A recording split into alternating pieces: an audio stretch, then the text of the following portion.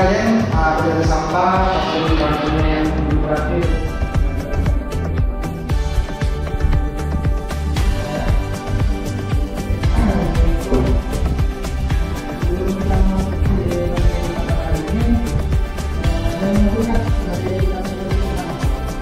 Pak, tentang kebijakan moneter. Ya, benar ya. Nah, pada hari ini kita akan memasuki materi tentang ketenaga kerjaan. Tentang konsep ketenaga kerjaan. Untuk yang Bapak harapkan pada hari ini kalian akan bisa mengetahui apa itu tenaga kerja, angkatan kerja, dan konsep tenaga kerjaan. Istilah yang pertama itu tenaga kerjaan. Di sini menurut Undang-Undang Nomor 13 Tahun 2003, tenaga kerjaan merupakan segala hal yang berhubungan dengan tenaga kerja, baik pada waktu sebelum, selama, dan sesudah masa kerja. Oke, selanjutnya istilah tenaga kerja. Nah, ini menurut undang-undang dalam pasal 1 ayat 2 Undang-Undang Nomor 13 Tahun 2003, yang dimaksud dengan tenaga kerja ialah mereka ataupun orang yang mampu melakukan pekerjaan guna menghasilkan barang atau jasa, baik untuk memenuhi kebutuhan dirinya sendiri dan juga kebutuhan masyarakat. Nah, jadi tadi bisa kita kaitkan dengan konsep tenaga kerja tadi. Jadi konsep tenaga kerjaan tadi itu merupakan mereka yang bisa menghasilkan barang dan jasa baik sebelum, selama, dan sesudah masa kerja. Selanjutnya itu istilah konsep angkatan kerja. Nah, menurut ILO, yang dimaksud dengan angkatan kerja ialah mereka penduduk yang telah memasuki usia kerja yang sudah bekerja, ataupun mereka yang sedang mencari pekerjaan atau menganggur. Jadi angkatan kerja itu mereka yang sudah bekerja, yang sudah memasuki usia kerja dan sudah bekerja, dan juga mereka yang sudah masuk usia kerja tetapi masih mencari pekerjaan. Dalam hal ini menganggur. Oke. Nah, selain angkatan kerja itu juga ada lawannya, yaitu bukan angkatan kerja. Apa itu bukan angkatan kerja? Ialah mereka penduduk tadi yang sudah masuk usia kerja, tetapi mereka tidak bisa bekerja. Nah, dikarenakan beberapa alasan, seperti misalnya alasan pendidikan, alasan kesehatan, dan alasan rumah tangga. Baik, anak-anak, tadi sudah Bapak jelaskan terkait dengan angkatan kerja dan tenaga kerja. Sekarang Bapak bertanya, kalian tahu tidak yang contoh dari angkatan kerja? Ada yang tahu? Boleh angkat tangan? Ya Pak, contoh untuk angkatan kerja itu bisa dibilang contohnya guru angkatan lain. Juga ada contohnya, misalnya dia sudah lulus kuliah tapi belum mendapat pekerjaan. Meskipun dia belum mendapat pekerjaan, dia sudah termasuk dalam angkatan kerja karena usianya juga sudah merupakan angkatan kerja. Terima kasih. Ya, benar ya yang dijawab oleh Supri. Jadi tadi contohnya guru dan juga mereka yang sudah lulus kerja tapi belum mendapat pekerjaan. Artinya mereka sedang mencari pekerjaan. Selanjutnya untuk contoh bukan angkatan kerja ya. Tadi sudah Bapak jelaskan ada beberapa alasan, baik pendidikan, kesehatan, ataupun karena mereka jadi tugas rumah tangga kan. Nah, dari anak-anak yang lain, apakah ada yang bisa menyebutkan contohnya? Ya, dan ini siapa? Mungkin kebalikan dari apa yang Supri sampaikan tadi Pak. Kalau yang bukan angkatan kerja itu dia tuh usianya sudah masuk usia kerja, tapi karena ada beberapa halangan jadi dia tidak bisa bekerja seperti menempuh pendidikan sedang kuliah. Untuk contohnya, contoh yang dari pendidikan mahasiswa. Kalau dari kesehatan sakit, disabilitas. Ya benar ya. Jadi tadi yang disebutkan tadi itu contoh yang dari pendidikan, itu alasan pendidikan pelajar. Kenapa? Karena pelajar itu seperti kita kan sebagai anak kelas 11 kan, kalian kan kelas 11, mereka kan sebenarnya bisa untuk bekerja. Tapi karena kalian menempuh pendidikan, kalian tidak bisa bekerja. Kalian fokus ke pendidikan terlebih dahulu. Begitupun kesehatan tadi, orang yang disabilitas. Sebenarnya bisa mereka bekerja, tetapi karena mereka ada keterbatasan kan, disabilitas tadi, mereka tidak bisa bekerja secara produktif. Oke, materi selanjutnya itu jenis tenaga kerja. Tadi kan sudah Bapak jelaskan, tenaga kerja itu mereka yang orang-orang yang mampu menghasilkan barang atau jasa untuk memenuhi kebutuhan mereka ataupun orang lain. Nah, sekarang ada kategorinya nih, ada 4 kategori. Untuk tenaga kerja menurut sifatnya, kualitasnya, fungsi pokok, dan menurut hubungan dengan produk.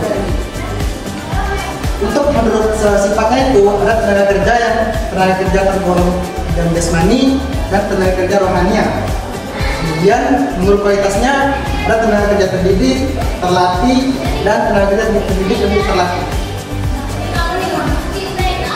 Kemudian untuk menurut fungsi pokok ada tenaga kerja bagian produksi, bagian pemasaran, dan bagian tenaga kerja umum dan administrasi.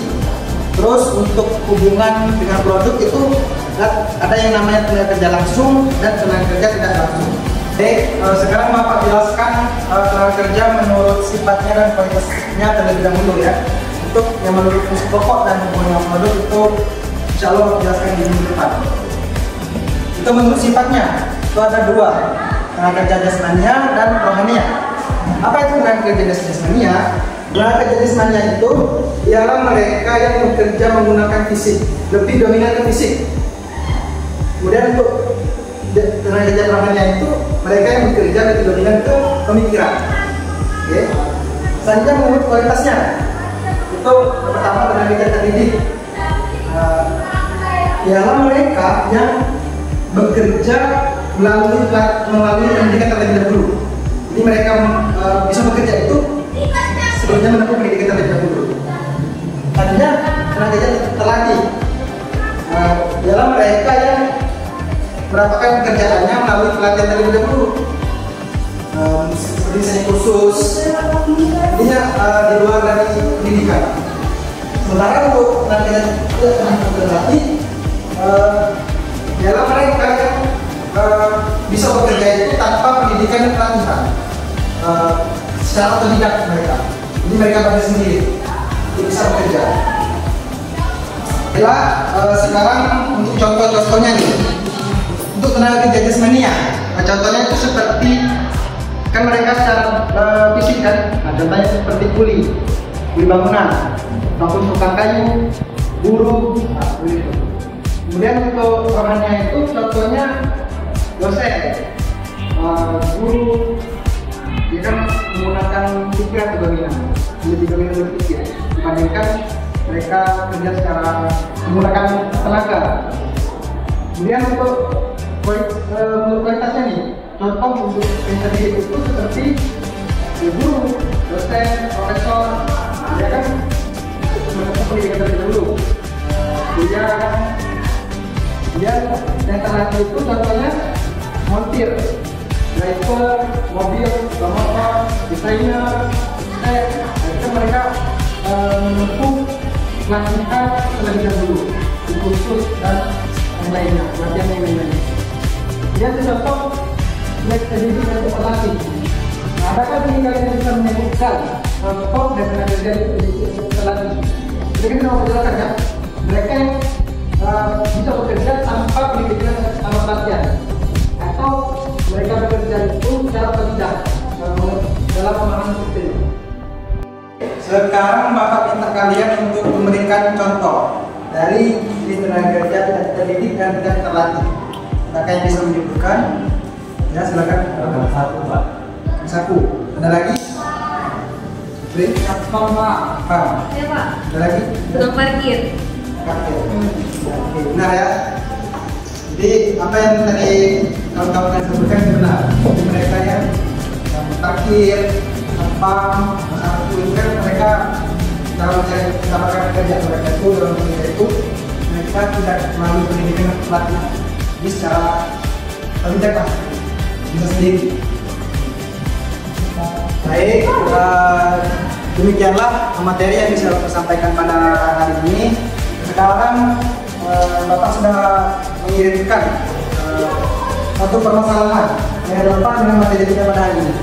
Sudah Bapak kirimkan di handuk, silakan kalian lihat dan Bapak beri waktu kalian untuk memikirkan jawabannya secara individu masing-masing.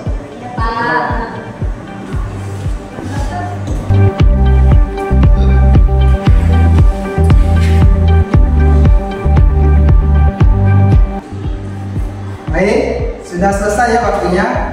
Sekarang Bapak minta kalian untuk berpasang-pasangan untuk mengumpulkan jawaban yang telah kalian cari dari masing-masing. Silakan untuk berpasangan dulu. Untuk kalian mendiskusikan gagasan kalian yang terjadi.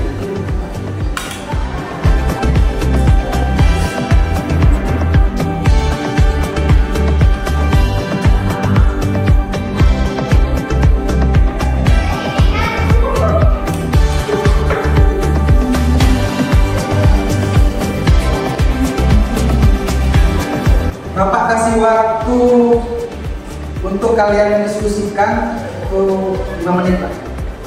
Ya Pak. Ya Pak. Nanti akan kalian presentasikan. Ya Pak.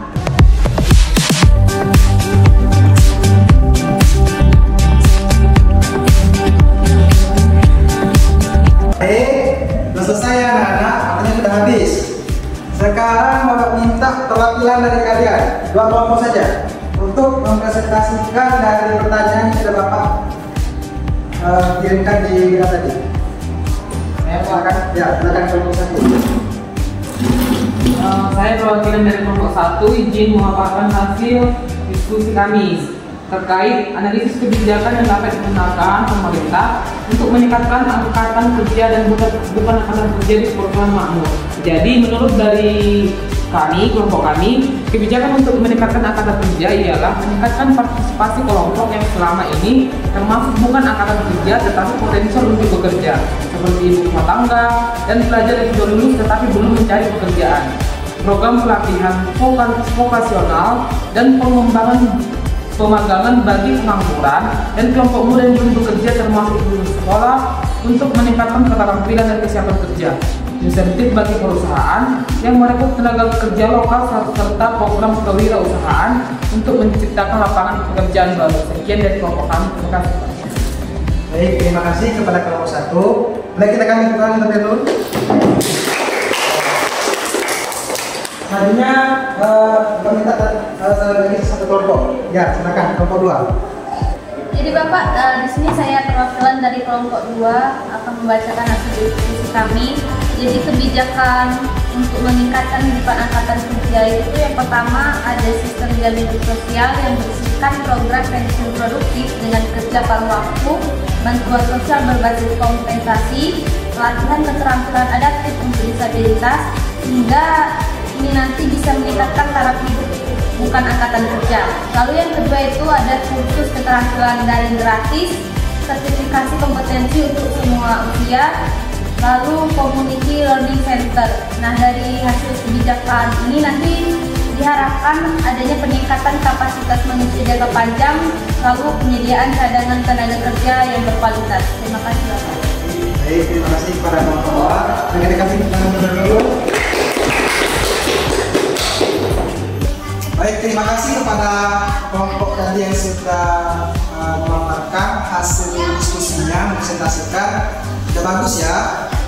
Bisa Bapak simpulkan dari kedua tadi, yang mana untuk meningkatkan angkatan kerja itu dengan cara pemrograman magang untuk tenaga kerja yang bersifat vokasional. Dan untuk meningkatkan angkatan kerja tadi bisa melalui program jaminan sosial. Sekarang untuk mengasah kemampuan kalian dapat sini ada soal tes. Akan kalian kerjakan sekarang.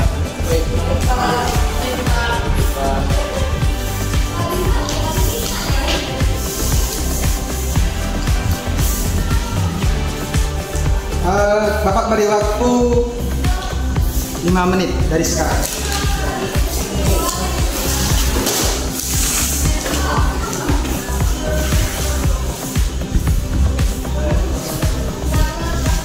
Baik, silakan lembar soalnya dikumpulkan lagi ke depan. Perwakilan aja. Perwakilan aja yang ngambilnya untuk mengumpulkan di depan.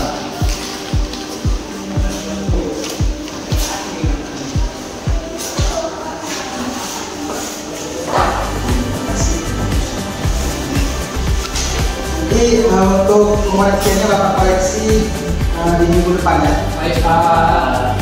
Baik, Bapak di sini ada evaluasi untuk Bapak berupa 4 balik angket untuk kalian. Nanti kalian isi yang Bapak kirimkan di WhatsApp.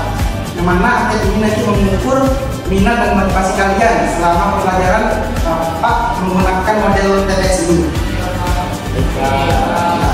Terima kasih. Demikianlah materi kita pada hari ini.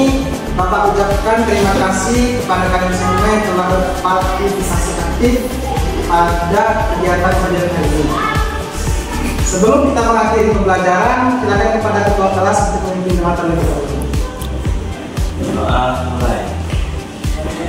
Doa selesai.